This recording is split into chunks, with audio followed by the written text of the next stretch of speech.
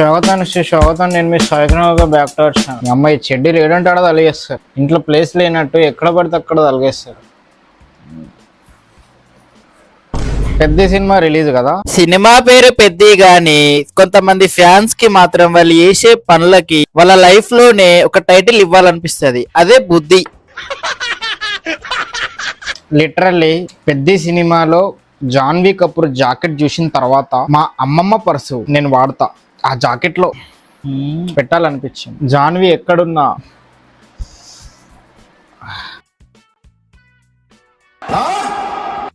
Cinema cinema cinema అంటే ఏదో అనుకున్నా. అమ్మాయిని జాకెట్ లో పెట్టడమే, అమ్మాయిని జాకెట్ లో చూపించడమే ఏంట్రా. పెద్ద ఫస్ట్ పెద్ద సినిమాలో నాకు నచ్చని థింగ్ ఏంటంటే A R Rahman outdated. A R Rahman పాటలు బాగా ఇచ్చిండు, నేను కాదన్న. చిగిరి, రై రై రారా బాగున్నాయి, బట్ బ్యాక్గ్రౌండ్ స్కోర్ నాకు నచ్చలేదు.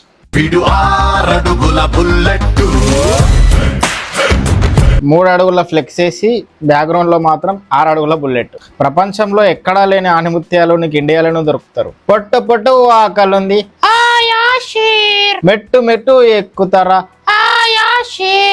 అట్లుందిరా. అది సినిమా కూడా అట్లనే ఉందా? కమెంట్ లో చెప్పండి. బుచ్చిబాబి చూశాడు అనుకో, అందరి ముందు పరువు పోయిందిగా, అక్కడలా పెట్టావురా. పెద్ద అని A R Rahman song background score వేసాడు, కానీ వీళ్ళు మాత్రం క్రింజో క్రింజో క్రింజో అని చెప్పి మీమ్స్ చేస్తారు, క్రింజ్ చేస్తారు. ఎందుకు? మళ్ళీ మూవీ రివ్యూలు ఇస్తారయ్యా స్వామి, బెదిరిస్తున్నారు భయ్యా వీళ్ళు. మళ్ళా ఉడతామా ఏంది? మళ్ళా ఉడతామా? ఇప్పుడే పెద్ద సినిమాకి వచ్చిన ఈడేవాడు ఎరుపు వేరు ఓవరాక్షన్ చేస్తున్నాడు ఏంటి వీడు. అరే పెద్ద సినిమా చూడాలంటే మళ్ళీ పుట్టాలా? వాడి సెల్లు అంత నచ్చిందా?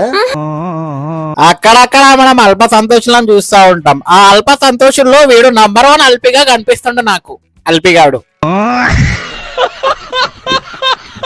మళ్ళీ అమ్మాయిని చూడు భయ్యా.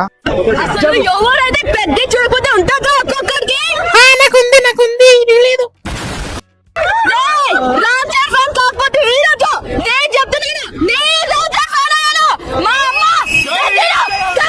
మీ మమ్మీ కూడా నీ పిచ్చిని ఎంజాయ్ చేస్తుంది చూడు, సూపర్.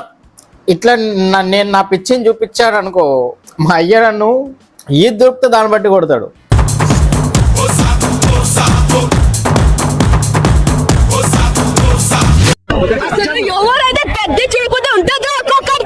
ఓవర్ యాక్షన్ బాగా చేస్తుంది.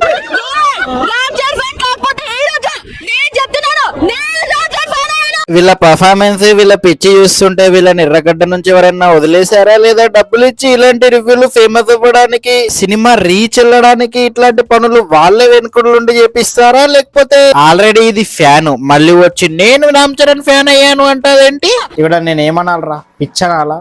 పక్కన ఆ పిచ్చిని వాళ్ళ అమ్మే ఎంజాయ్ చేస్తుంది, ఇంకా నేనేమనాలరా? వాళ్ళ అమ్మ కూడా రామ్ చరణ్ ఫ్యాన్ అనుకుంటా. మొన్న ఆర్సీబీ ఫ్యాన్స్ చూసినామా, పిచ్చిని ఎంజాయ్ చేసినామా. ఇక ఇప్పుడు ఇది. అరే వీళ్ళు ఇట్లా ఎందుకుంటారా? ఒక డ్రగ్, ఒక ఆల్కహాల్ ఏదో ఎక్కి పిచ్చి పిచ్చిగా బిహేవ్ చేసినట్టు ఒక పర్సన్, ఒక హీరో, ఒక క్రికెటర్, వీళ్ళు డ్రగ్స్ లాగా వీళ్ళకి ఎక్కుతారు ఏంద్రా? నాకు అర్థం కాదు. పిచ్చి పిచ్చోళ్ళు.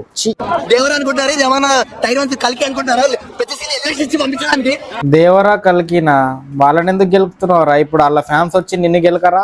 ఇది కంప్లీట్ అయిపోతుంది సినిమా. పార్ట్ 1, పార్ట్ 2, పార్ట్ 3 ఉండవు. కంప్లీట్ సినిమా ఉంటది. షార్ట్ మొత్తం ఇక్కడ మెడ మీద నరం ఉందా? అది స్టోరీ ఉంటది. పెద్దగా ఏడిపిస్తాడు, నవ్విస్తాడు, డాన్స్ చేపిస్తాడు. చూడండి ఫ్యాన్స్ పిచ్చి. ఎర్రగడ్డకు పోతే మనకు పిచ్చోళ్ళు కనిపిస్తారు అనుకుంటాం, కానీ మన చుట్టుపక్కల ఇట్లాంటి పిచ్చోళ్ళు చాలా మంది ఉంటారు. ఒక సినిమా హిట్ అయినప్పుడు, రిలీజ్ అయినప్పుడు, క్రికెట్ మ్యాచ్ గెలిచినప్పుడు వీళ్ళని మనం చూస్తాం.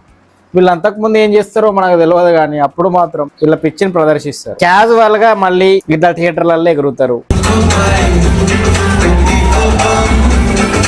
నా దేశ ప్రజలు ఇంతే ఉత్సాహం, ఉల్లాసం ఒలింపిక్స్ లో, చదువులు, ఇన్నోవేషన్ లో చూపిస్తే ఎంత బాగుంటుందా అని ఎదురు చూస్తా, గానీ ఫ్యాన్స్ అని చెప్పి, క్రికెట్ సినిమా అని చెప్పి వీళ్ళ కోసం చూసుకోవడం ఎక్కువ చూస్తున్నాం రా.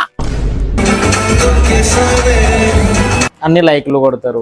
దీనమ్మ జనాలు అంతే, ఆడియన్స్ అంతే, ఇన్ఫ్లుయెన్సర్లు అదే కంటెంట్, యూట్యూబర్లు అదే కంటెంట్, సినిమా వాళ్ళు అదే హీరోలు అవే స్క్రిప్ట్లు, ఐటమ్ సాంగులు రాసి అవే సినిమాలు తీస్తారు. ఈ అమ్మ క్రికెట్ లో కూడా ఎమోషన్స్ ఆడుకుంటారు. ఇవన్నీ వీళ్ళు రియలైజ్ అయ్యే లోపు వీళ్ళ జీవితం అయిపోద్ది. జపాన్ లో, చైనాలో మనుషులకి పని ఉంటది. పని లేకపోతే అన్ని మనిషి అన్నారు. అక్కడ మన దగ్గర పని తప్ప అన్ని ఉంటాయి. మనతో పాటు పిచ్చి ఎక్కువ ఉంటది. బాగుంది. వావ్, రామ్ చరణ్ గురించి తెలిసిందేగా. మ్యూజిక్ అయితే చాలా బాగుంది. మూవీ కొత్తగా మూవీ కన్నా నువ్వే బాగున్నావు కదా అంట. ఉంటది అట్లా డ్రెస్ వేసుకుంటే ఉంటది. అరే నువ్వు ఈ కమెంట్ ఆ పిల్ల దగ్గరికి వెళ్ళి అన్నావు అనుకో, నీ ముఖం కూడా చూడదురా, నీకనే ఛాన్స్ కూడా ఇవ్వవరా, అట్లా బిహేవ్ చేస్తావు ఆమె. గట్టిగా ఉన్నాయిరా మావా.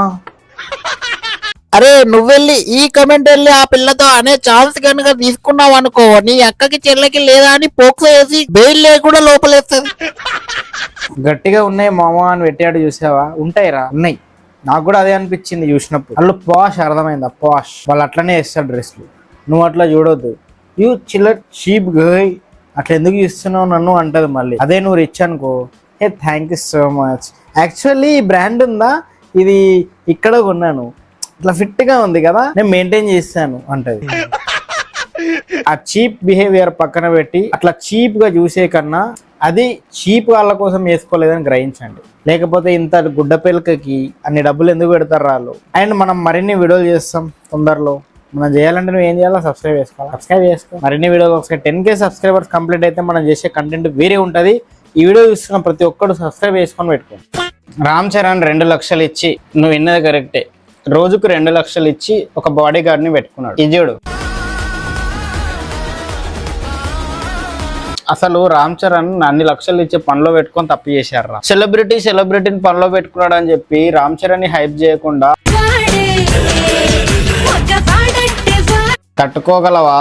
ఇట్లా ఎడిట్లు వేసుకుంటున్నారు. నీకు ఏం చెప్పాలి నేను?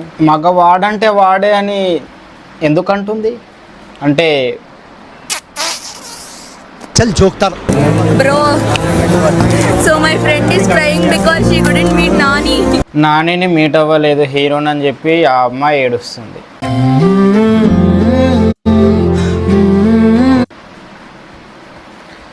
నా జీవితంలో హాస్టల్లో ఉన్నాం, బిర్యానీ లేదే, ఒకటే పూట ముక్కలు తక్కువ వేసాడు అని ఏడ్చాను తప్పించి హీరో కోసం ఏడవడం ఏంట్రా?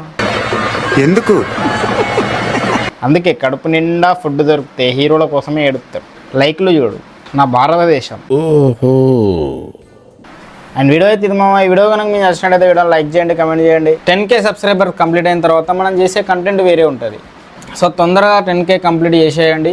ఈ ఆంటీని రోస్ట్ చేద్దామా, నెక్స్ట్ ఎవరిని రోస్ట్ చేద్దాం అనేది కమెంట్లో చెప్పండి.